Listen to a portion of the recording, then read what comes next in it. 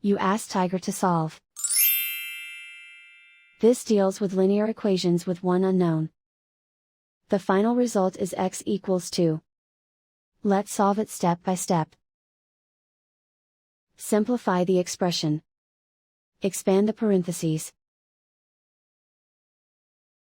Simplify the arithmetic. Group like terms. Multiply the coefficients. Expand the parentheses. Group like terms.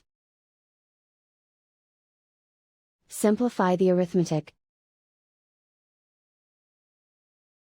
Group all x terms on the left side of the equation. Subtract 3x from both sides. Group like terms. Simplify the arithmetic.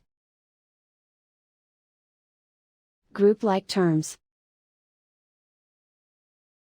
Simplify the arithmetic. Group all constants on the right side of the equation. Add 14 to both sides. Simplify the arithmetic.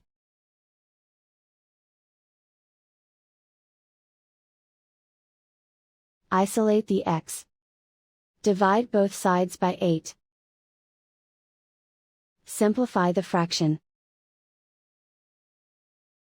Find the greatest common factor of the numerator and denominator.